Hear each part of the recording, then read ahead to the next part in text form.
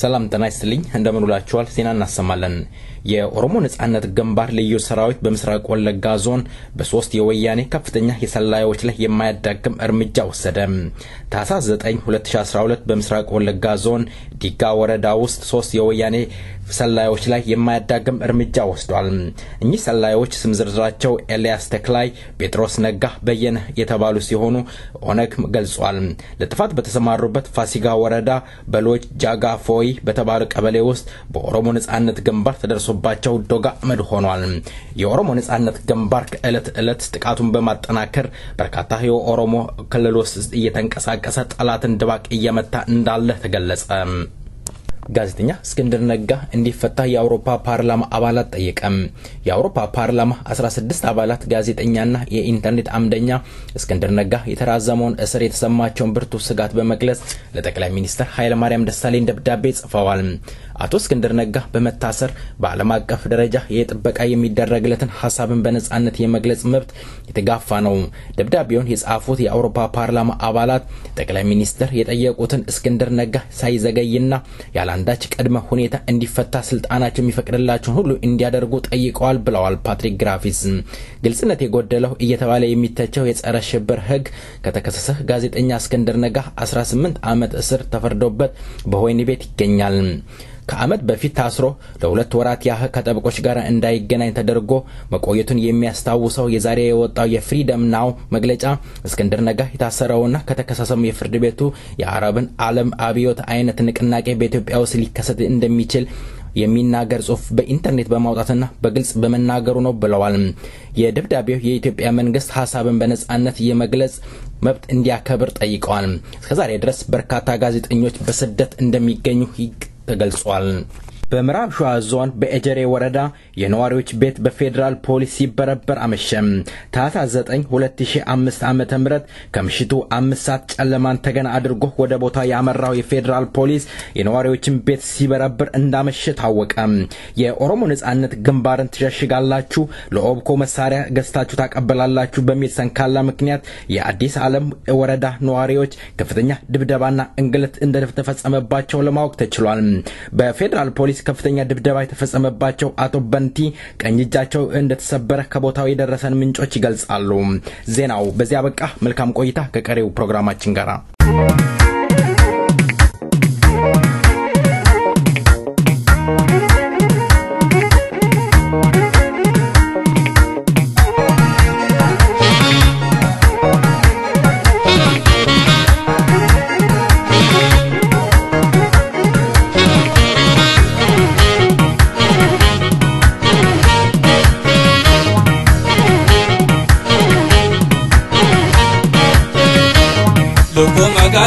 Magan ya magallo le magalde magan ya magallo redu kami se magalti ya kallo sibite mi daga sibite mi daga ya baredu wallo ya magan le magalde magan ya magallo lo magalde magan ya magallo redu kami se magalti ya kallo sibite mi daga sibite mi daga ya baredu wallo ya magan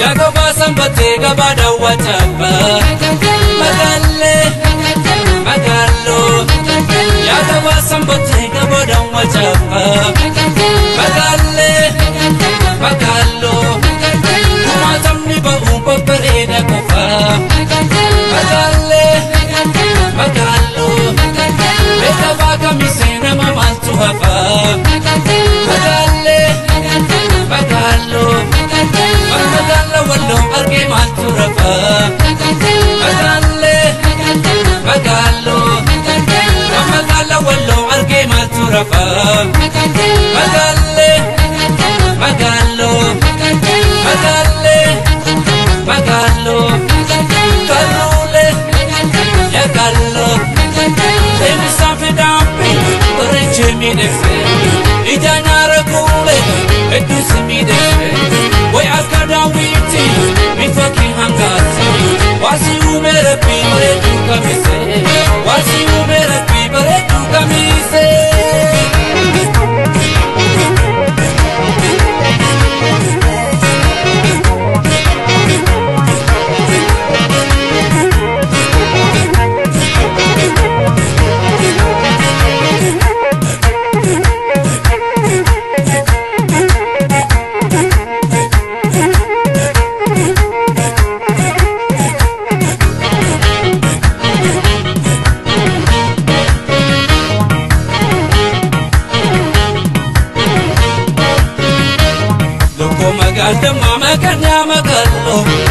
magalde magan ya magallo redu kami se magalti ya gallo sifite mi daga sunde mi daga ya redu wallo ya magan le magalde magan ya magallo logo magalde magan ya magallo redu kami se magalti ya gallo sifite mi daga sunde mi daga ya redu wallo ya magan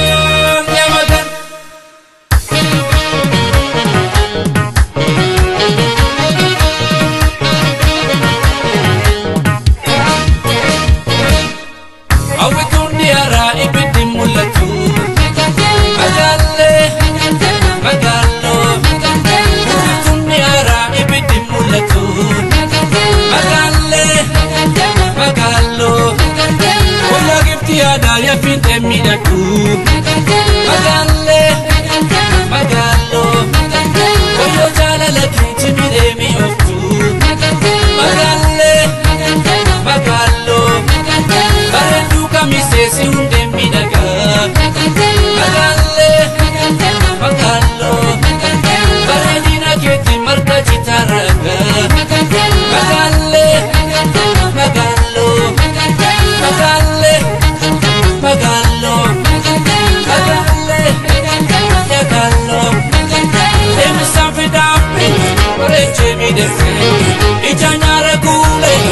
simidese way akadawiti bifake nangase wasi umere bare tu kamise wasi umere bare tu kamise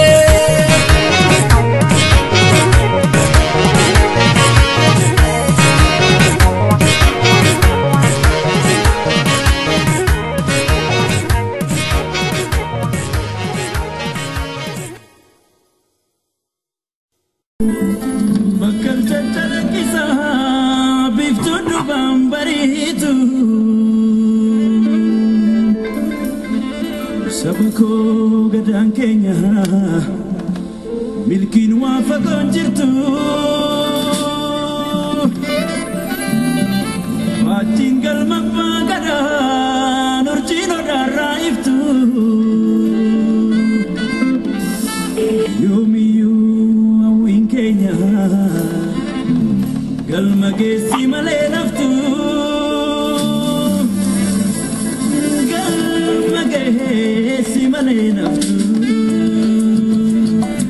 ስለዜማው ታደለ ገመቹን እናመሰግናለን ህልማችን ሐሳባችን ሳይሳካ አይቀርም ነው ያለው ዛሬ የጠቅላይ ኦሮሚያ ፍርድ ቤት ከፍተኛው ፕሬዝዳንትና እንዲሁም ዳኛ የሆኑት አቶ ተሻለ አበራ የኦሮሞ ኮንግረስና የኦሮሞ ፌደራሊስት ፓርቲ ባለስልጣን ላይ እና እንዲሁም 7 ተባባሪዎች ከ3 አመት እስከ 13 አመት የተፈረደባቸውን የኦሮሞ ተወላጆች ያስተላለፈው ከፍተኛው ፍርድ ቤት ፍርድ ምን ይመስላል ከህግ አንፃር እንዴት ይታያል በሚለው ላይ ከሳቸው ጋራ ቆይታ እናደርጋለን የተከበሩ ዳኛ አቶ ተሻለ አበራ ለቃለ መጠየቁ ፍቃደኛ ሆነው ስለቀረቡ እንዲሁም በሰይፈ ነበልባል ሬዲዮን ዝግጅት ክፍልና እንዲሁም በአድማጮች የስም ከልብ አመሰግናለሁ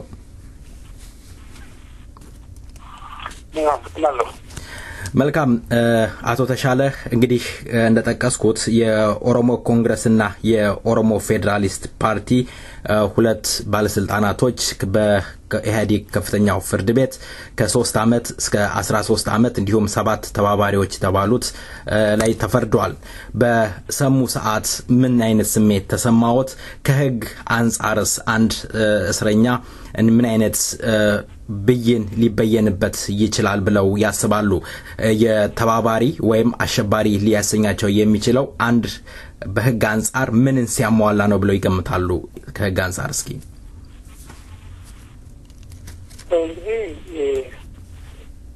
አንደኛ መጀመሪያ ወደ ናሳው ያለብኝ ይመስለኛል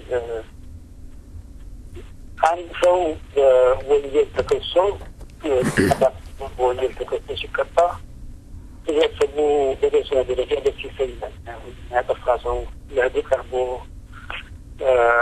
ማስረጃ ተሰምቶ ተከላክሎ ሲቀጣ ተገቢ ነው ይገባዋል ለህብረተሰቡ ሰላምና መረጋጋት ለጸጥታ አስፈላጊ ነው ማግደል እንደሚባለው አይነት ስላለው ህብረተሰቡ ይሄ ተገቢ ቅጣት ያገኘው የሚፈልግ ይፈቅዳል ህዝብ ቤት ውሳኔ ሲሰጥ ህዝብን በየቤቱ ቁጭ ብሎ ይፈቅዳል ይሄ መሆን ያለበት ነው ይሄው ተፈቷል የሰው ተዘግቷል ወይም አካል ላይ ተደርሷል ወይም የተባለው ሰው የስፖርት ላይ ወንጀሎች ፈጽሟል አጠቃላይ የህብረተሰቡ ይከኝነት ስለሆነ ህብረተሰቡ ይሻላል ይህኛው ነገር ይሻላል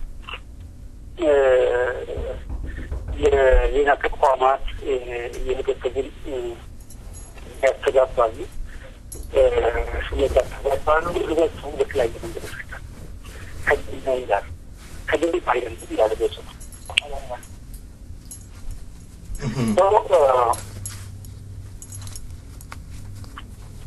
ወደዚህኛው ጉዳይ ስንመለስ የኦሮሞ ህዝብ በተደጋጋሚ ተመሳሳይ ቅጣት በልጆቹ ላይ ሲጣል ደስተኛ አይመስልም በተለይ ባለፉት 20 ዓመታት ብዙ ነው የቀጠለው ኮርሶች ሁሉ ይመሳሰላል ባለፉት 20 ዓመታት ግን ሆርሞን ታርጌት አድርጎ የከፋ አይነት የፍትህ አስተዳደር ነው ስናይ የቆየ ነው የኦሮሞ ህዝብ ብዙ ድሎችን ተጎናጽፏል ያገኛቸው ድሎች የሚኮራባቸው ነገሮች አሉ። ተከላከላቸውም የሚንከባከባቸውም ድሎች አሉ። ምንም የሚጠብቀው ነገር አይደለም። ነገር ግን ከፍታ አንጻር ስንመለከት ኦሮሞን ታርጌት አድርጎ የሚንቀሳቀሰው የፍትህ ተቋም በተለይ የፌዴራል የፍትህ ተቋም በጣም አስፈሪ መልክ ነው እየያዘ ያለው። ቀደም ብሎ የነበረ ነገር ግን አሁን ልዩ የሆነ የመጣ ህብረተሰቡ እየተረዳ ያለ ይመስለኛል እና በአጠቃላይ የተማይነት የሚያሳዝን ነው። የአፓርታይድ አይነት አሰራር አንደኛው ገዢ ሌላኛው ተገዢ፣ አንደኛው ህግ አውጪ ሌላኛው ያንን ህግ ተቀባይ አብሮ በህግ አወጣጡ ላይ ስሜቱ የማይንጸባረቅ ህጉ ገና ሲወጣ የተወሰኑ የህብረተሰብ ክፍሎችን ወይም ደግሞ የተወሰነ የአመለካከት ያላቸውን ሰዎች ሳይድ ላይ ለማድረግ ለማስወገድ የተሰራ ነው የሚመስለው። ከዚህ ከቴሮሪዝም ሎ ከተባለው ከዚህ ከሲቪል ሶሳይቲ ሎ ተብሎ የወጣው የዚህ ፕሬስ ሎ የመሳሰሉ ህጎች ስትመለከት ይህ ፍትሀዊ የሆኑ አመለካከቶችን፣ አስተሳሰቦችን፣ የአገዛዝ ስርዓትን ለማስፈን የተሰሩ መሆናቸውን ዓለምም የኢትዮጵያ የሲቪክ እና የፖለቲካ ማህበራትን ሲያስተጋቡት የነበረው ነው። ተብሎታል። ስለዚህ ህግ አስቀድሞ ሰላማዊ ሰልፍ የወጣ ሰው የተለያየ ድጋፍ ለማድረግ የራሱ ስሜት ለማንጸባረቅ የወጣውን ሰው ታርጌት ለማድረግ እና ለማስወገድ ኢትዮጵያን ህዝብ በተለይም የፍትህ ጥያቄ የሚያነሱትን የዲሞክራሲ ጥያቄ ያነሳሉ ተብለው የተገመቱት ለማፈን አስቀድሞ የተሰራ መሆኑ ይታወቃል። እንግዲህ የኦሮሞ ህዝብ በዚህ ውስጥ በጣም ጠቂ ነው። የኦሮሞ ህዝብ በተለይ የደቡቡ ክፍል ከፍተኛ ተጽዕኖ እየደረሱበት እየተገፋ መሆኑ የተለያዩ ምሁራን ሲያስተጋቡት የነበረ በስታቲስቲክስ በተደገፈ አኳኋን የጻፉበት ነው። አዲስ ነገር አይደለም። የኦሮሞ ህዝብ ተባብሮ ይህን ለማስወገድ ይህን ነገር ከራሱ ላይ ለመጣል መባረርና አብሮ መነሳት አልቻለም እንጂ በተነጣጠለ መንገድ ግን ድምፅ ሲሰማ ነበር። እነኚህ እንግዲህ ከፊት ለፊት ያሉ የቤተሰቡን ጥያቄ ያነሳሉ የተባሉ ሰዎች ናቸው ታርጌት የተደረጉ። እንደዚሁ ነው በነ ጀነራል ታደሰ ዘመን ሲደረግ የነበረው። እነ ማሞ መገርሞ የተገደሉበት አኳኋን ይኸው ነው። ዛሬም እየተደረገ ያለው ይሄ በጣም ያሳዝን ነው። በቀደም አንድ ሰው በቪኦኤ ላይ ሲናገር እሱን አዳምጥ ነበርና የተወሰኑ ሰዎች ተመላልሰው ማስረጃ ይሆናሉ፣ ይመሰክራሉ። የአጋዚ አባላት የነበሩ ማለት በ2005 የህዝብ ድምፅ ለመቀልበስ በተደረገው ዘመቻ ውስጥ አዲስ አበባ ውስጥ ሰው ጨፈጭፈው የነበሩ የትግራይ ተወላጅ በትግራይ ተወላጆች የተገነባው ሰራዊት አካል የነበሩ ሰዎች ናቸው ተመላልሰው ሊመሰክሩ። ይህንን ተመሳሳይ ምስክርነት ሰጠኝ ሰው ነበረ። አዲስ አበባ ፖሊስ ውስጥ ይሰራ የነበረ አንድ ፖሊስ አሁን በካናዳ ሀገር ስደተኛ ሆኖ የሚኖር በቅርብ የማውቀው ሰው ተመሳሳይ ምስክርነት ሰጥ ነበረ። ባለፈው በኢሳት ቴሌቪዥን ላይ ወይ ሬዲዮ ላይ እንደዚህ ነገር ሲናገር ነበር። ይህን በግል አውቀዋል። አስቀድሞ አውቀው ነበር።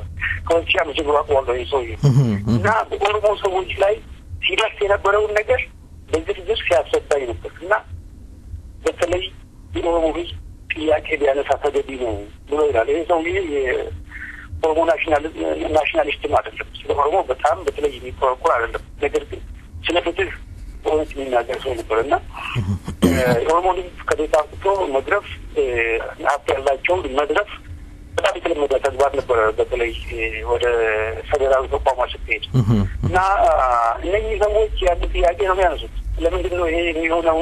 ለምንድን ነው ዲሞክራሲ ስርዓት በዚህች ሀገር ውስጥ የማይሰፍነው የሚል ጥያቄ ነው የሚያነሱት።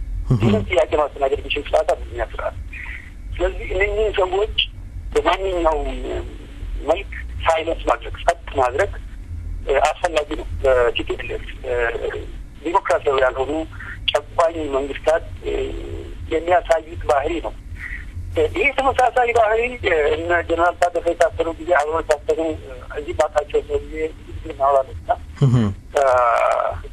ተመሳሳይ ነው። መስክሩ ተብለን ነበረ መጨረሻ ምስክር የሚባል ወንጀለኛ ሆነን እኛም ታሳሪዎች ሆነን ወንጀለኞች ሆነን ተፈረደብን ብለው ይናገራሉ። አቶ በቀለ ይባላሉ። አቶ በቀለ መኮንን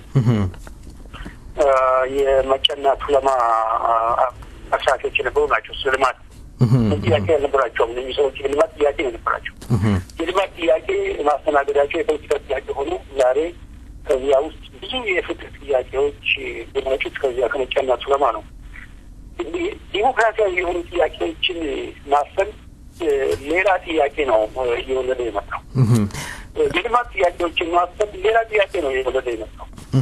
ጨቋኝ መንግስታት ይህን ነው የሚያደርጉት። ዛሬም በኦሮሞ ህዝብ ላይ እየደረሰ ያለ ተመሳሳይ እነዚህ ሰዎች የፍትህና የዲሞክራሲ በዚያው ቲፒኤልኤፍ በፈጠረው ስርዓት ውስጥ ዲሞክራሲ ለማስፈን መንግስት ለሁሉም ይገባል ያላቸውን መብቶች በእውነት ለማስከበር ከመንግስት ጋር የሚሰሩ ከቲፒኤልኤፍ ጋር የሚሰሩ ናቸው። እነዚህ ሰዎች አሸባሪዎች አይደሉም። ቲፒኤልኤፍን ሌጂቲማይዝ ለማድረግ ህጋዊ ለማድረግ አጠገቡ የቆሙ ናቸው። ቲፒኤልኤፍ ቢያውቅበት ነገር ግን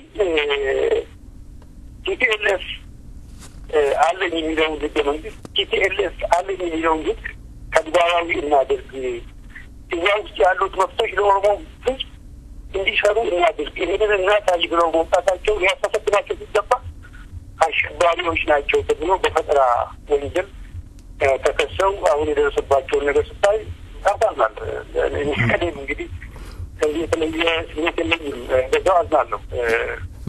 በተለቀሩ ሲደረጉ የነበሩ ናቸው። በኦሮሚያ በተደጋጋሚ በተጨባጭ ማቃቸው ነገሮች ናቸው እና ይህን ይመስላል በአጠቃላይ። መልካም አቶ ተሻለ እንደሚያዩት እንግዲህ እንደገለጹት በህግ በላይነት ስም እየተፈጸሙ ያሉ ወንጀሎች ከእለት እለት እየሰፉ ነው ያሉት። እንደተጠቀሱት ለምሳሌ ቃሊቲ እስር ቤት ውስጥ የ86 ዓመት የኦሮሞ ተወላጅ በአሸባሪ ስም ተከሰው እስካሁን ድረስ በእስር ቤት ይገኛሉ። በተለይ ቀደምም ሲጠቅሱ ከነ ጀነራል ታደሰ ብሩ በነ መዘምር በነዛ ላይ ጀምረዋል። ለምንድነው የኦሮሞ ህዝብ ላይ እንደዛ አይነት ትኩረት ተደርጎ የተለየ በደል እየተፈጸመ ያለው? ከምንድነው የተነሳ ይላሉ እርሶ?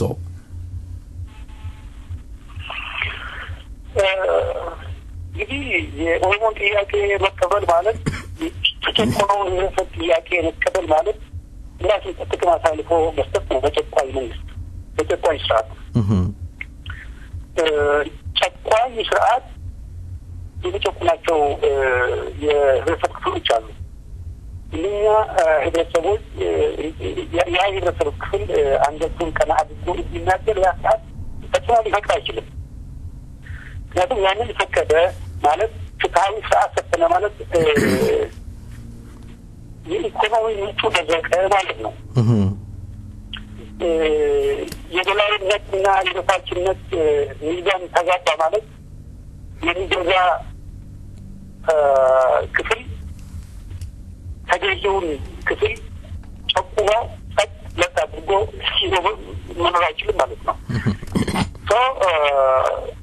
ይህንን ሚዛን ለመጠበቅ የተወሰነውን የተጨቆነውን አንድ ጊዜ ተሸናፊ የሆነውን ወይም የተሸነፈውን ቡድን በዚያ ስቴተስ ውስጥ ማቆየት ተገቢ ነው። ይህ የጨቋኝ ስርዓት ጸባዩ ነው። እስከሚሰበር ድረስ አፓርታይድ ጥቁሮችን ባሪያ አድርጎ ነው ሲገዛ የኖረው። በአገልጋይነት ደረጃ ያስቀጥታች ሆኖ ያን ስርዓት መለወጥ አልተቻለም ለዘመናት።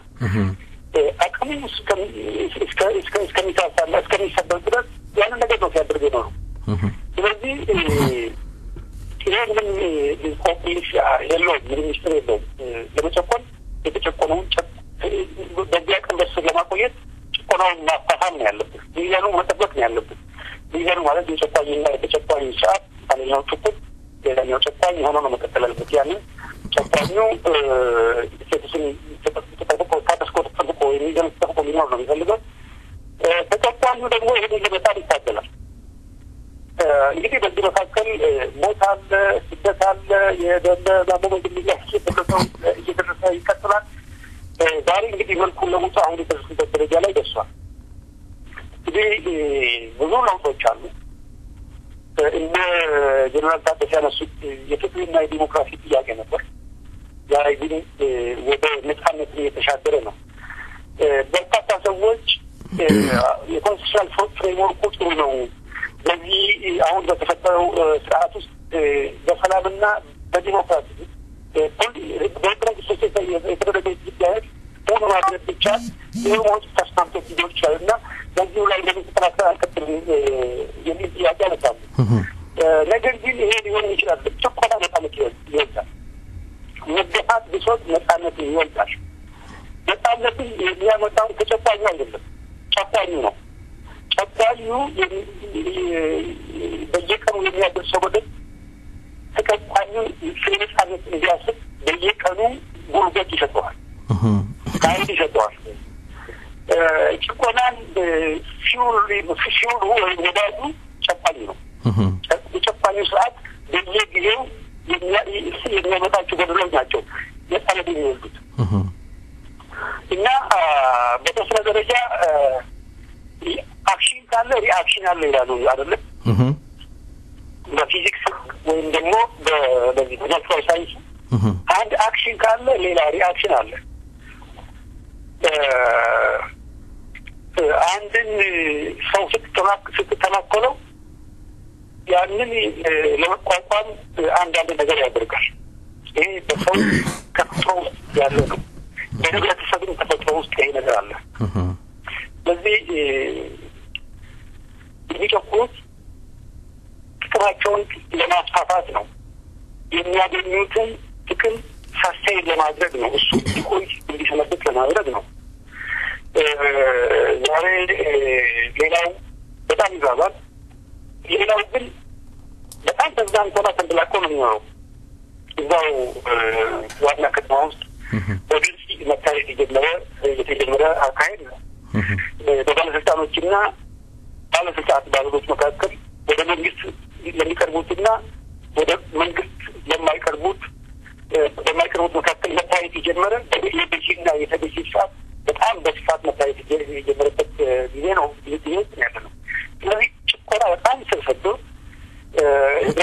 በጣም እየተገባ ባለበት አካሄድ ውስጥ ያለ ነው እና ቀድሞም የነበረው ታሪክ ነው። ያ ታሪክ አልተለወጠም። ያ ታሪክ የአካሄድ አልተለወጠም። በደርግ የህዝብን አመፅ ቀልብሶ ባለስልጣናቶች ተጨቋኙን ወይም ደግሞ ለውጡ ወጣለት የተባለው ረዳት ሲገሉት ነው የኖሩት። መጨረሻ ለደርግ መውደቅ ምክንያት ሆነ። እነኛም ተመሳሳይ ነገር ነው በቦታው የመሰረቱት እና ለምንድን ነው እንደዚህ የሚያደርጉት?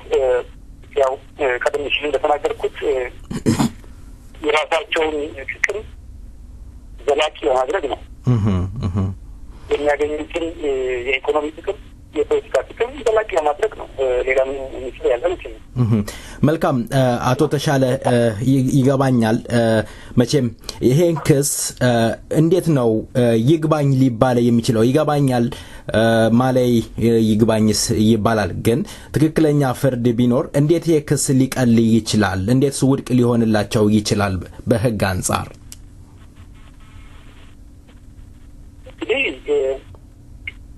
አንደኛ ወደ ፌደራል ፍርድ ቤት ስትሄድ በጣም የተመረጡ ዳኞች ናቸው የኦሮሞን ጉዳይ ሲያዩ የኖሩት። በመሰረቱ ኢምፓርሻል ወይም ደግሞ ገለልተኞች አይደሉም። ፍርድ ቤት መለያው ገለልተኝነቱ ነው። ገለልተኛ ያልሆነ ፍርድ ቤት በፖለቲካ ንፋስ የማይገፋ ዳኛ እጅግ በጣም አስፈላጊ ነገር ነው ለአንድ የፍትህ ተቋም። ወደ ፌደራል ፍርድ ቤት ስትሄድ ያ አይደለም የሚታየው። ከማን በድሪ ከሚያንበረታ ታደሰ ደግሞ ከዚያ በኋላ እነሱ አስቀምጠዋቸው ከሄዷቸው ሰዎች ስትመለከት የፖለቲካ ታማኝነታቸውን መሰረት ያደረገ በኦሮሞ ህዝብ ላይ ወይም ደግሞ የኦሮሞ ጉዳይ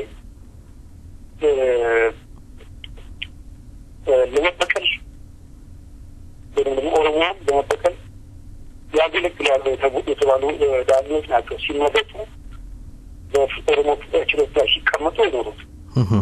እንደዛ ባይሆን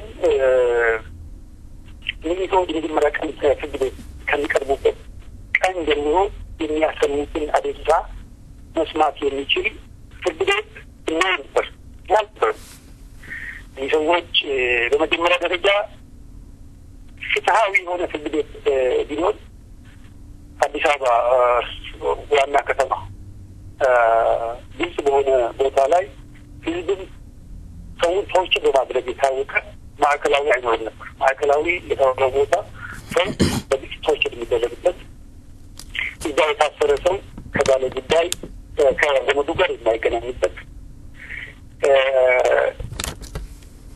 ከጠበቃ ጋር ተገናኝቶ ለመነጋገር እድል የማያገኝበት እንደዛው ታስረው ጉዳዩን ተደብስሶ ሳይመካከል አንድ ሰው በታሰረ በተወሰነ ሰዓት ውስጥ ከጠበቃ ጋር መገናኘት አለበት።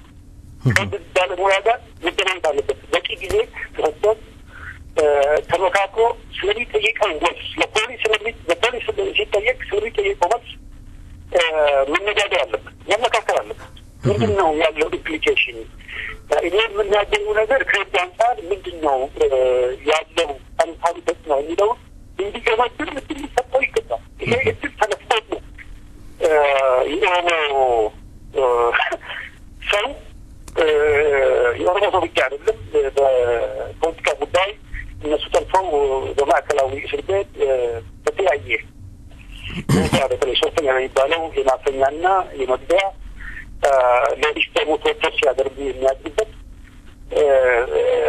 ተቋም አይፈጠርም ነበር። ያንን ኮስችን የሚያደርግ ያንን የሚጠይቅ የፍትህ ተቋም ይፈጠር ነበር። መፈጠር ብቻ አይደለም፣ ያንን የሚያስወግድ ተቋም ሊሆን ይችል ነበረ የፌደራል ፍርድ ቤት። ምክንያቱም እነሱ አጠገብ ያለው እነሱ ናቸው ለዛ አክሰስ ያላቸው። ነገር ግን ያን ነገር ለማድረግ አልፈቀዱም። ያው ለ20 ዓመት በደርግ ጊዜ የነበረ ዛሬም ያለው ሰውም እንግዲህ እንስሳ በመቁጠር ማንኛውንም የሰብአዊ ነገር የሚያደርግበት መሆኑን በግልጽ ይታወቃል። በስ ሌላ ቦታ የለም አይደለም፣ ኦሮሚያ ውስጥ የለም ተመሳሳይ ነገር ማለት አይደለም። ነገር ግን የፌዴራሉ ተቋም በጣም የባሰበት ነው። እኔ በርካታ ሰዎችን አውቃለሁ። ቀድሞ የፖሊስን አባላት ነበር። በርካታ ሰዎችን ይገናኝ ነበር ማዕከላዊ አካባቢ ያሉ። ስማቸውን መጥቀስ በጣም ተገቢ ያልሆነ በተለያየ የፖሊስ ተቋም ሲገቡ ሰዎች ታስነው ሲደረስበት አይታወቅም። እነሱ እርስ በርስ ሲነጋገሩ ሊተደሰበት ያከበዱትን ይዛ ሄደ ነው የሚባለው። ይዛ ሄደ ማለት አፈግዱት ማለት ነው። ሊተደሰበት ማለት ነው። ይሄ ተቋምታ ነው እንደዛ ነው የሚባለው። በተለይ በርካታ ኦሮሞዎች ይሄ ነገር ይሄ ቃ ነው ይደርሳቸው። በተለይ ዘመድ የማይጠይቀው ድንገት ከመንገድ ላይ የተፈለገ እኩል ቦታ ያሉ ስለሆነ ዘመድ ካላየው እኩል ወደ ዱባይ ነው የሚሄድ። ወደ ዱባይ ላኩት ማለት አሰገዱት ማለት ነው። ብዙ ጊዜ ዲሳፒር ያደረጉ ጠፉ የተባሉ ሪፖርት የተደረጉ ሰዎች እንደዛ ናቸው። ተፈወሩ ተብሎ ሪፖርት በአምነስቲ ኢንተርናሽናል በሂውማን ራይትስ ዎች እንዲሁም ደግሞ በስለ ኦሮሞ ጉዳይ በስፋት የዘገበው ዶክተር ሼፈር ሱማን በመፈጠት በርካታ ሰዎች መበደላቸውን መጥፋታቸውን ሲዘግቡ ነበር። የተገደሉት የታወቁት ናቸው። የተሰወሩት ግን እንደዚህ የተደረጉ ናቸው ብዬ እጠረጥራለሁ ነው። ይሄ ሁሉ የሚያሳይ ምንድን ነው? የሚፈራ አንድ ወንጀል ብሰራ በህግ አግባብ ምርመራ ባላካሄድ ይጠይቀኛል ብሎ የሚፈራው ተቋም የለውም የፖሊስ ኃይል። ይሄ ፍርድ ቤቱ ወዶ የገባበት ነው። ወዶ ተስማምቶ የፖለቲካ ተቋም ሆኖ የገባበት ነው። ይሄ ለመንበረ ሲያደርጉት አብሬ በርቻ አውቃለሁ። መንበረ የነበረውን ስሜት አውቃለሁ። መንበረ የሚናገራቸውን ንግግሮች አውቃለሁ። በርካታ ዳኞች የሚታዘቡት ነበር። ወጥቻለሁ ላይ ክራይሲስ ውስጥ ገብተናልና እነኚህ ሰዎች አንድ ሚዲያል ወስባቸው ይገባል የሚል ትልቅ ግርግር ላይ ነበሩ መንበረና ከማል ከዋልባጅና አቶ ወንበረ ይህ በግልጽ ማቀው ነው። ዝም ብሎ የሰው ስም ለማጥፋት የምናገረው አይደለም። እውነት ነው የምናገረው። እግዚአብሔር የሚያውቀው ነው የምናገረው እና መጨረሻ ሲቪል መቋቋም ሲያቅተን እኛ ጥለን ወጣን። አሁን እዚያ ያሉ ሰዎች ያሉቱ ፍትህ የሚወዱቱ በስርቆት የሚሰሩት የፍትህን ነገር ለማድረግ በስርቆት ጠብቀው የማይጠብቁ መሆናቸውን አረጋግጠው ትናንሽ ራስኩራሽ ፍትህ አንዳንድ ሰዎች ይደርስ ይሆናል። ነገር ግን መርሁ የፍትሃዊ ነገሮችን ማድረግ ነው። እኚህ ካድሬ ዳኞች አሉ። ዛሬ በትምህርት ቤት ውስጥ ገና ሳትመረቅ መፈረምና አባል መሆኑን መረጋገጥ አለበት፣ አለበለዚያ ማንኛውንም ስራ አታገኝም። የዳኝነቱን ስራ እንግዲህ ይህ አለበት። ካድሬ ሆነህ ነው፣ ካድሬ መሆኑን አረጋግጠህ ነው፣ ቃለ መሀላ ገብተህ ነው። ለዛ ነው አገር የወጣሁት እኔ 2005 በኋላ 2006 ላይ ዳኞችን ሙሉ መለወጥ አለብኝ። 2005 ምርጫ ጊዜ አንዳንድ ዳኞች አልታዘዙ የሚል ጥያቄ ነው። 3000 ዳኞች ከዚህ በፊት አንስቻለሁ ይመስለኛል እና 3000 ዳኞች ሶስት ዳኞችና አካዳሚዎችን አፍሪካን ለ2010 ማዘጋጀት አለብን ብለው ሲሉ ነበር። ይሄ ነው አሁን እነዚህ ዳኞች ናቸው በየቦታው ያሉትና የምታየውን የፍትሃዊ ነገር የሚያሳዩ እነዚህ ሰዎች እነዚህ ዳኞች ባሉበት ፍትህን የኦሮሞ ህዝብ፣ ፍትህን የሶማሌ ህዝብ፣ ፍትህን የቤኒሻንጉል ህዝብ፣ ፍትህን የደቡብ ህዝብ ያህል ብሎ መጠበቅ ከእዛቱ እንቁላል እግብ ትወለዳለች ብሎ እንደመጠበቅ ያህል ነው። እንደዛ ነው። ፍትህ ማለት መታየትም አለበት። ፍትህ ማለት ይበል ፍትህን ማድረግ ብቻ አይደለም። ፍትህ መታየት አለበት። ፍትህ እንዲታይ ፕሮሰሱ ግልጽ መሆን አለበት። እንግዲህ ፕሮሰሱ ግልጽ አይደለም፣ ግልጽ አለመሆን አይደለም፣ እጅግ ቆሻሻ ነው። በግልጽ ቆሻሻ ነው። በህገ መንግስት ቆሻሻ ነው ብዬ ብናገር በህገ መንግስቱ ስትለካው ራሱ ቆሻሻ ነው። የፌዴራል ጠቅላይ ፍርድ ቤት ፕሬዚዳንት፣ የፌዴራል ጠቅላይ ፍርድ ቤት ምክትል ፕሬዚዳንት ሚኒስትሮች ጋር ተሰባስበው ዳኞችን እንለውጣለን፣ አሁን ስራ ላይ ያሉ ዳኞች እንለውጣለን በምርጫ ወቅት ሚዛናዊ አልነበሩም። ህገ መንግስቱን አልጠበቁም። ለምንድን ነው ህገ መንግስቱን ያልጠበቁት? ካድሬዎቹ አልተስማማቸው እነሱ የወሰኑት ውሳኔ። ስለዚህ ህገ መንግስቱን አልጠበቁም ብለው እያንዳንዱ ክልል ጠቅላይ ፍርድ ቤት ፕሬዚደንቶች ባሉበት የእያንዳንዱን ክልል የአስተዳደር ፕሬዚደንቶችን አባዱላ ከትግራይ ክልል ከእያንዳንዱ ክልል ፕሬዚዳንቶች ተጠርተው እነሱ ባሉበት ነበረ የዳኞች ለውሳኔ ዳኞች የሚነሱበት የሚሾሙበት የራሱ አሰራር አለ። ህገ መንግስታዊ ስርዓት ምናልባት ህገ መንግስቱ ወደ ብሎ ይፈልግ እንደሆነ አላውቅም። በክልል ደረጃ የዳኞች አስተዳደር ጉባኤ ማጆሪቲው ዳኛ የሆነበት ቁጭ ብለው ነው ዳኛ የሚመለምሉት። የሹመት የሚያቀርቡት እንዲሻሩ ጥያቄ የሚያቀርቡት እነሱ ናቸው። እነሱ እንዲሻሩ ሀሳብ ካላቀረቡ የተሾመ ዳኛ አይሻልም። እነሱ እንዲሾም ሀሳብ ካላቀረቡ ፓርላማ በእጁ በራሱ ጊዜ አልፎ ዳኛ ሊሾም አይችልም። ነገር ግን ይህ አይደለም የሆነ የነበረው። ገና ከ2005 ጀምሮ ትንሽ ግርግር ሲፈጠር የነበረው ይሄ ትንሽ አይናቸው እየተከፈተ የነበሩ ዳኞችን አስወግደው ወይንም ደግሞ አስፈራርተው ወደ ካድሬነት ትራንስፎርም የማድረግ ስራ ሲሰራ ነበረ ላለፉት 5 ዓመታት። ከዚህ ምን ነገር ሊጠብቅ አይችልም።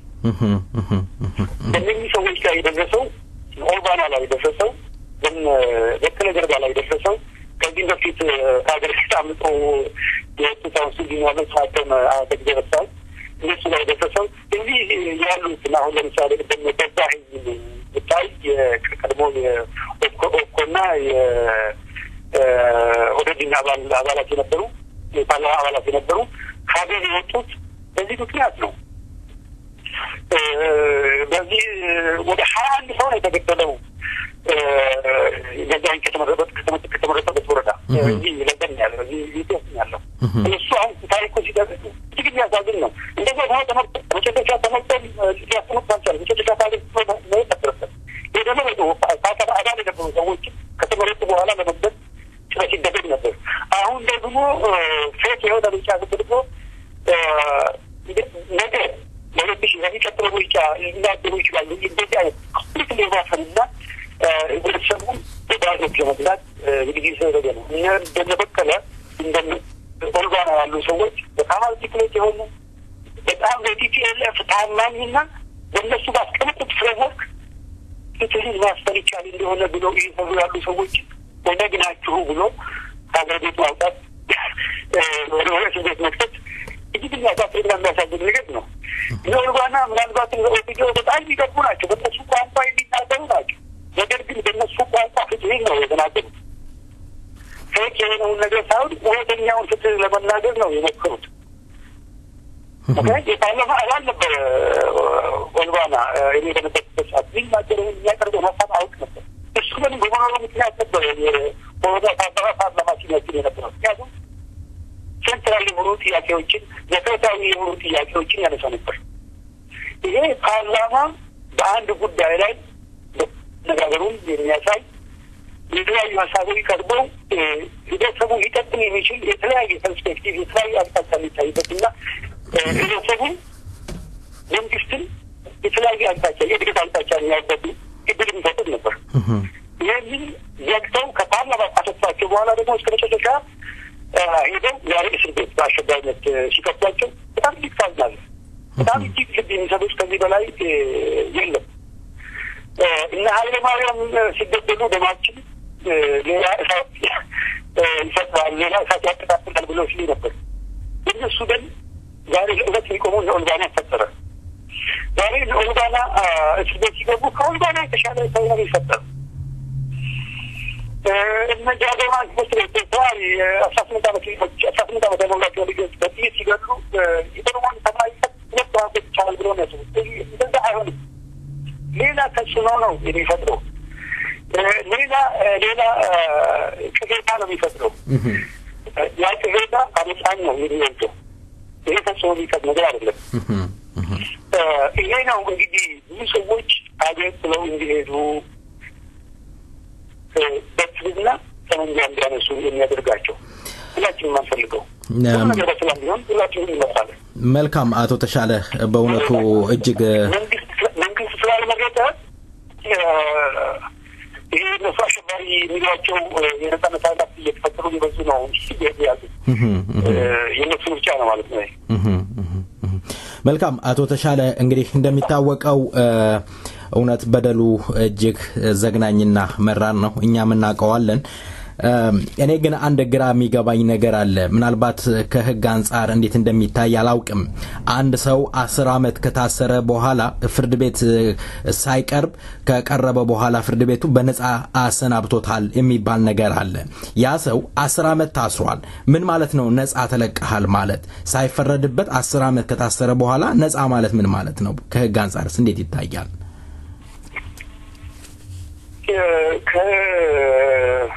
ከአንጻር ሳይሆን ከፍትህ አስተዳደር አንጻር በርካታ ጊዜ የሚከሰት የሚያጋጥም ነው። ባደጉትን ሀገሮች ነገር ብቻ ስለዚህ እኛ ሀገር በጣም የተለመደ ነው። ኢንደፈረንስ ፕሌስ በርካታ ሀገሮች የዋስ መብት ፍቅረ ስለሆነ ይህን ለማስወገድ ሲባል ሰው ገና በስርዓቱ ሲያዝ የፍትህ ይከበራል፣ የዋስ መብት ይፈቀዳል። በጣም ኤክሰፕሽናል ካልሆነ በስተቀር ሰውየው የሚጠፋ ካልሆነ በስተቀር ወይም ደጋገር መንገድኛ ካልሆነ በስተቀር እንደው በልዩ ሁኔታ ካልሆነ በስተቀር የዋስ መብት ይፈቀዳል። የዋስ መብት የሚያስከለክልና የሚታሰር ከሆነ ግን በተቻለ መጠን በፍጥነት ሊታይ ይደረጋል።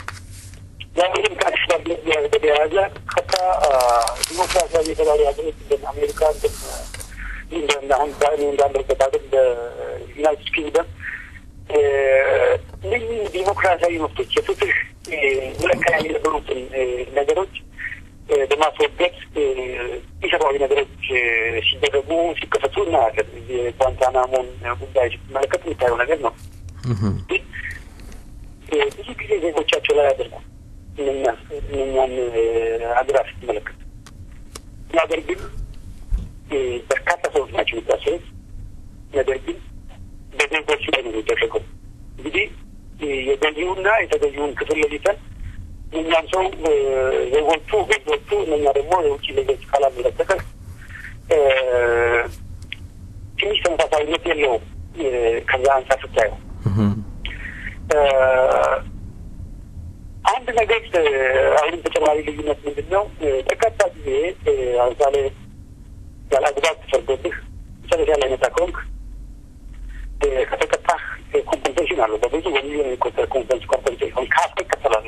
ባደጉት ሀገሮች ብዙ ጊዜ ካሳ ይከፈላል። የፍትህ ስርዓቱ ንጹህ የነበረን ሰው በውሸት ማስረጃ አስቀጥቶ መጨረሻ የተቀጣው ሰውዬ ከተፈታ በኋላ እስራቱ ጨርሶ ሌላ ማስረጃ ሊገኝና ወንጀል አለመስራቱ ቢረጋገጥ ካሳ ይከፈላል። በውሸት የተፈረደበት መሆኑ ቢረጋገጥ ካሳ ይከፈላል። እንግዲህ በውሸት የተፈረደበት ሲባል ምንድን ነው? ለምሳሌ አንተ ሰው ገለሃል ተብሎ ማስረጃ ይቀርባል። ፍርድ ቤት ያለውን ማስረጃ አይቶ መበደልን አምኖ ቢፈርድብህ ፍርድ ቤት አምኗል። ፍርድ ቤት ማለት እንደ አምላክ ሁለቱን 100% የሚያውቅ አይደለም፣ ወይም ደግሞ ሰው የሚያረጋግጥ አይደለም።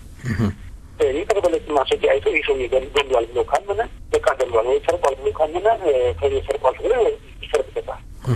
ይቀጣል። ቅጣቱን ጨርሰህ ከወጣ በኋላ ለምሳሌ ወንጀሉ ይፈዛው ሌላ ሰው መሆኑን በማያሻማ መልክ ካረጋገጥክ ፍርድ ቤት ያሳሳተው ነው አቃቤ ሕጉ ነው ማለት ነው።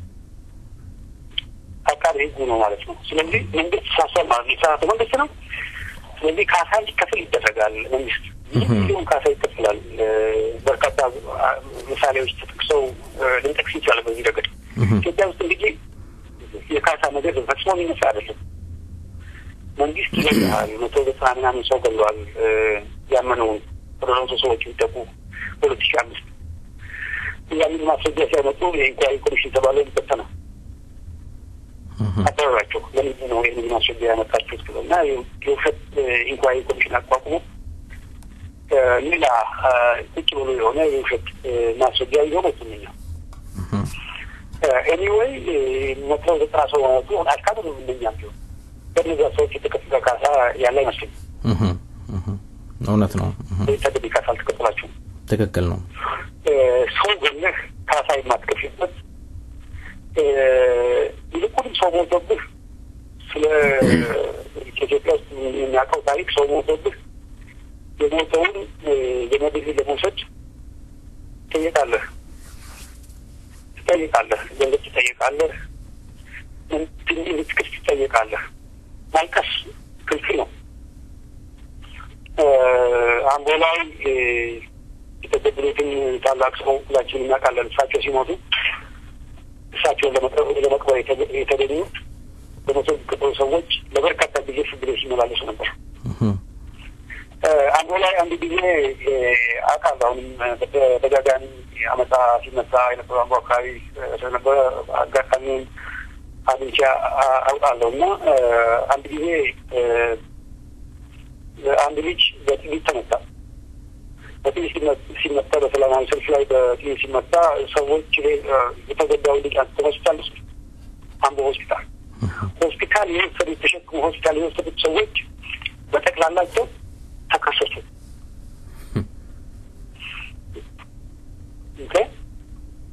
ማንም ሰው ምን ይሁን የተጎዳን ሰው ወደ ሐኪም ቤት መውሰድ የሰው ግዴታ ነው። አለማድረግ ወንጀል ነው። አንድ ሰው ተጎድቶ መርዳት ሲችል ህይወቱን ማትረፍ ሲችል ማድረግ የሚገባህን ባታደርግ እንደ ወንጀል የሚቆጠር ነው በኢትዮጵያ ሕግ። ነገር ግን እነዚህ ሰዎች ያን በማድረጋቸው ወንጀለኛ ሆኖ ሲከሰሱና ወደ ፍርድ ቤት ሲመላለሱ ነው እና ኦሮሞ እንዲመደል የሚያሸልም ነው። አንድ ኦሮሞ ሲሞት ማየት፣ መመስከር፣ መደግፍ የሚያሸልም ነው።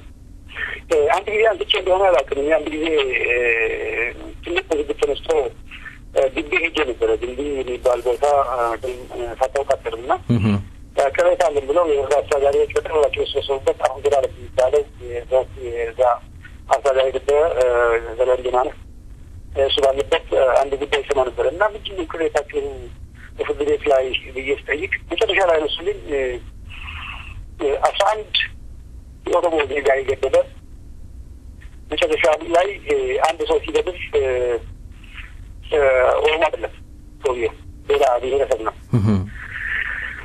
አሳውተኛው ሰው ማለት ነው ሲገድል ምንድነው በነገ ነው የገደልኩት መጨረሻ ሰውዬው ኦሮሞ አይደለም ቢፈስክለሽ እና እንዴት ነው ይሄ ነገር ተብሎ ሲባል ቤተሰቦቹ ተከራክረው ዘመዳችንን ገደለ ኦነግም አይደለም የገደለው ፈስቷል ተብሎ ፍርድ ቤት ቀረበ ነጥፈርበት ፍርድ ቤት እንዴት ፍርድ ቤት ይህን ሰውዬ ይፈርድበታል የታወቀ ታጋይ ነው በተለይም አንድ ዳኛ አንደኛው ዳኛ በሰውዬ ላይ ፈረደበት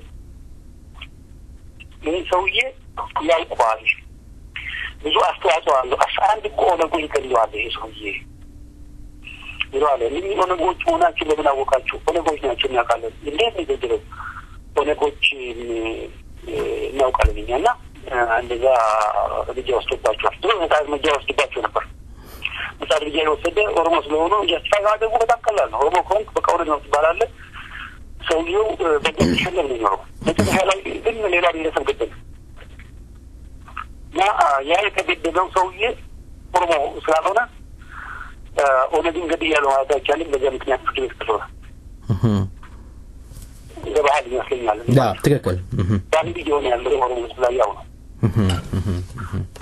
ያንን ለማቆም ሰው መነሳት ያለበት ይመስለኛል ጥያቄያችንን በተለያየ አቅጣጫ ለማሰማት መነሳት ያለብን ይመስለኛል እኔ አሁን አይደለም በዚያ በሚበት ለመንግስታት ለአምነስቲ ኢንተርናሽናል ለሂውማን ራይትስ ዎች ለምናውቃቸው የፖለቲካ ሰዎች ኢንፍሉዌንስ አላቸው የምንላቸው ሰዎች ማሰማት ያለብን ይመስለኛል ኢትዮጵያ ውስጥ ያለ ነገር ማድረግ አይቻልም ይቺ ያለ ነው ግን ይሄ ነገር መሰማት አለበት ይሄ ጥያቄ መልስ ማግኘት አለበት እኛ እዛ ያሉ ሰዎች ታፍነዋል እነዛ እዛ ያሉ ሰዎች ጥያቄ ሊያነሱ የኦሮማና ድል የሚያጋጥማቸው ወይም ደግሞ አሁን የተባለው ሰውዬ የፍርድ ውሳኔ ወይም ደግሞ የቅጣት ሀሳብ ላቀርብ አልፈልግም እንደማታዙልኝ አውቃለሁ ብሎ ማለቱ በጣም ትክክል ነበር ፈጽሞ እውነት ነበር የተለቀ የውሳኔ ሀሳብ ያቀርብ የሚሰሙና ሊወስኑ የሚችሉ አልነበሩም ስለዚህ አልነበሩ ምንኛ ዳኞች በውሳኔው ቀን ጉዳዩ ለወሰኑ ዳኞች አልነበሩም በውክልና ሌላ ሰው ውሳኔውን ብቻ እንዲያነብ የተላከ እንደነበረ ነው በዜና የሰማነው እውነት ከሆነ እውነት ይመስለኛል እንግዲህ ዜናው ተሳሳተ ከሆነ የዜና ምንጭ ነው መጠየቅ ያለበት የዜና ምንጭ ግን ትክክል ከሆነና ትክክል ከሆነ ውሳኔውን የወሰኑ ዳኞች አልነበሩም ሌላ በስማ ብለው ውሳኔውን ለማሰማት የተቀመጡ ሰዎች ነበሩ ውሳኔውን ያሰሙት እዛ ነው የኦሮሞ ህዝብ ሀሳብ የሆነ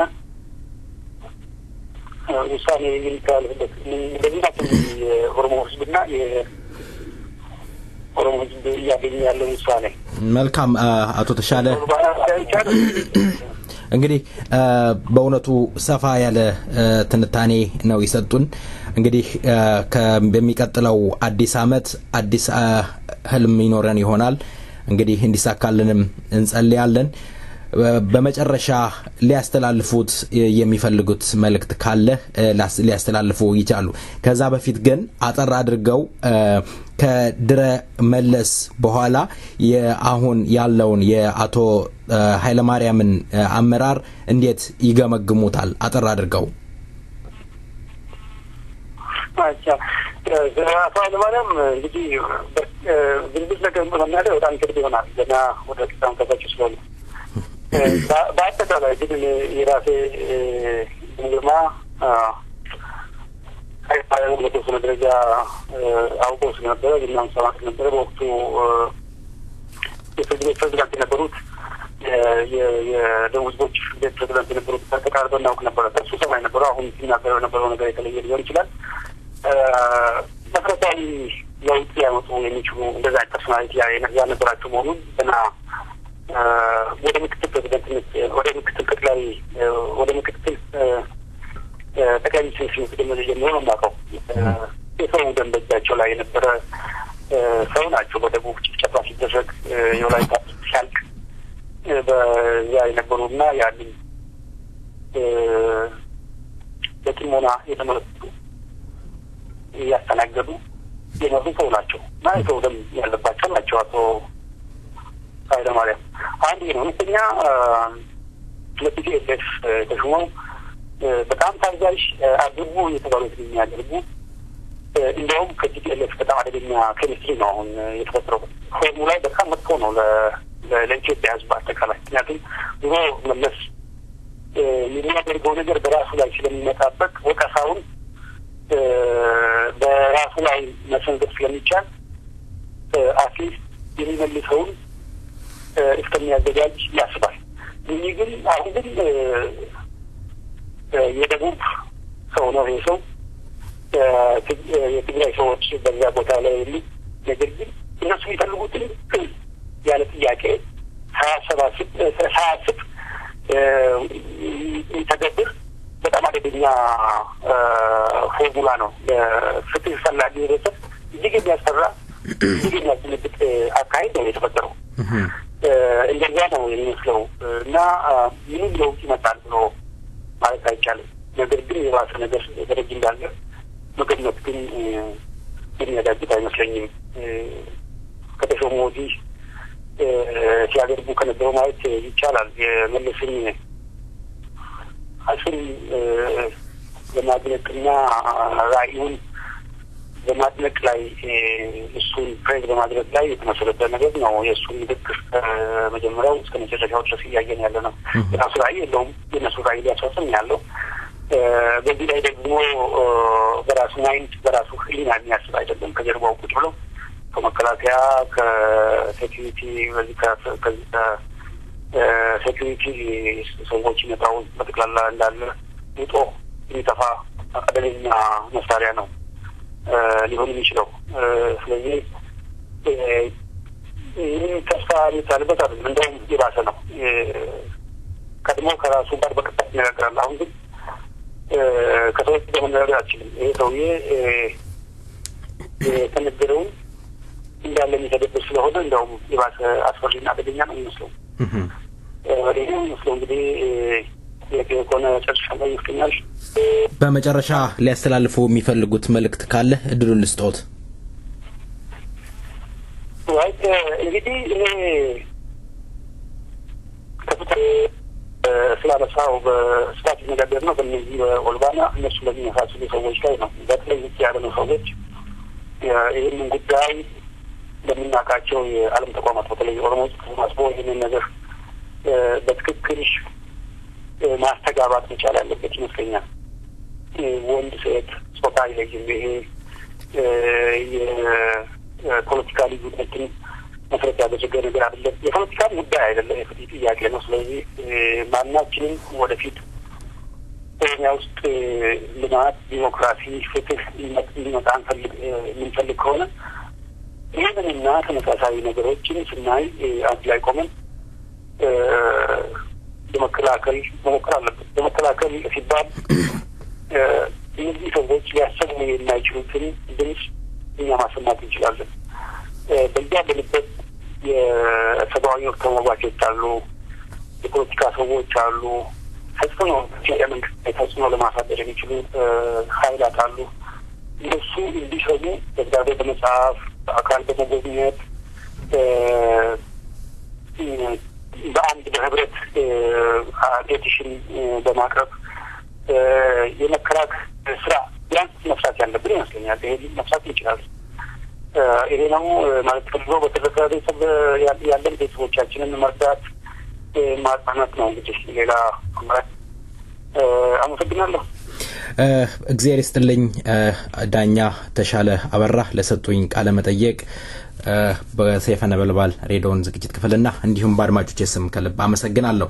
ስንሰነባበት እንዲሁ በደረቁ አይደለም በኮሜ ኮርባ በሚለው ድምጻዊ ዘፈን እንሰናበታለን። ሰላም ይሁኑልኝ። እግዚአብሔር ይስጥልኝ። በጃምቦ ጆቴ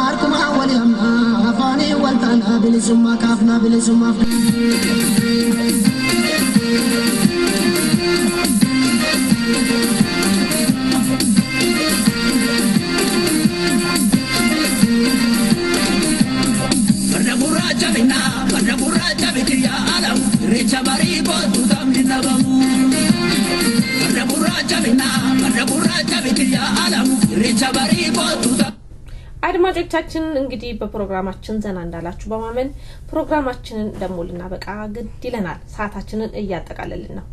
ፈርዳ ጉራቻ ቢቲ ተፈሪ እያለ እየዘፈነ ያለውን ድምጻዊውን ዜማ እንጋብዛለን። በነገራችን ሰይፈ ነበልባል 1 አመት ልናከብር ነው። 1 ሻማ ልናበራ ማለት ነው። ሃፒ በርዝዴይ ልንባል ማለት ነው። እንግዲህ እንኳን አደረሳችሁ እንኳን አደረሰን።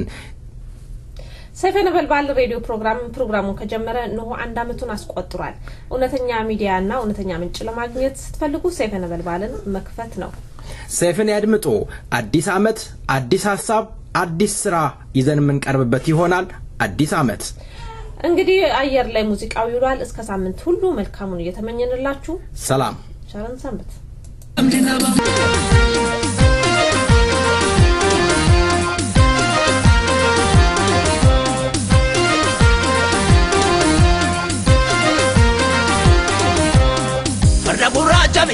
Barra gurracha bitiya alamu recha bari botu tamdinabamu Barra gurracha bitiya alamu recha bari botu tamdinabamu Otiyon gabatenedu dabate talalagura Ike hidano podesa Isa tunyara gugura Sobitena bitinugi Talba moye babalesa Shobitena bitifali Isa dela fobusa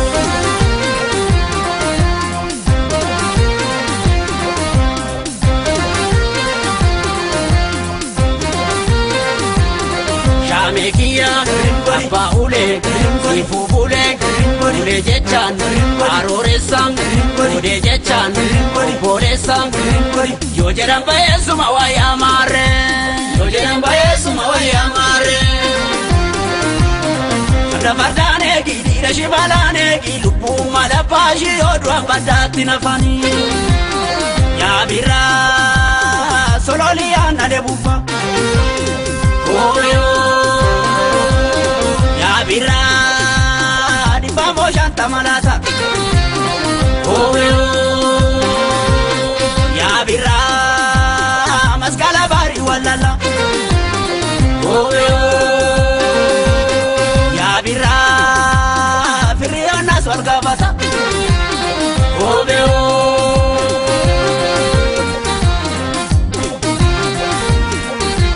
Asase Rufa kuyu Asase Nomi magarte Asase Uriya argatu Asase Tigota dese Eso dobuna biya warken babala Birambare benu bale tigala Eso dobuna biya warken babala Birambare benu bale tigala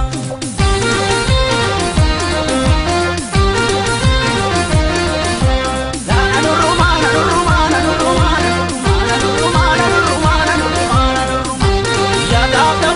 tade tanu kade alan kaparu alan kaparu alan ila tole tole tole tole tole tole tole tole tole tole tole tole tole tole ballo ballo ballo ballo ballo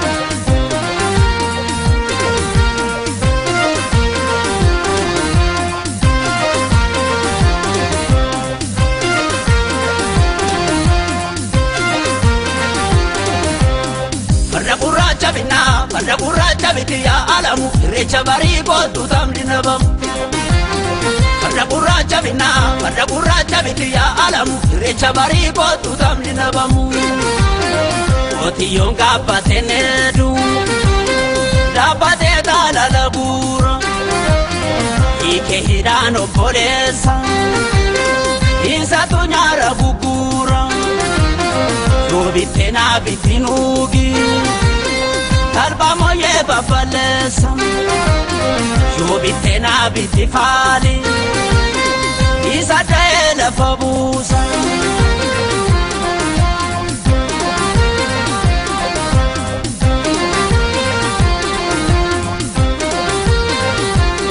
Shamekia Baule Ifubule Ule jechan Aroresan Ule jechan Boresan Yojeran bayesu mawaya mare Yojeran bayesu mawaya mare Badane gidi rashimalane gidi Dubbu malabashi odwan badati nafani Nabira Dadararte idilini Nabira Magari salta elafi Nabira Asheta nyana barite Nabira Indi gofta ishingifi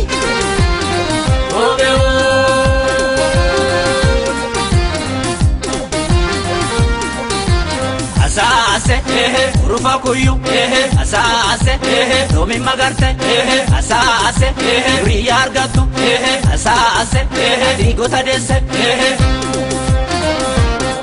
Eso dobuna biya warken babala, firambari ben ubale tigala. Eso dobuna biya warken babala, firambari ben ubale tigala.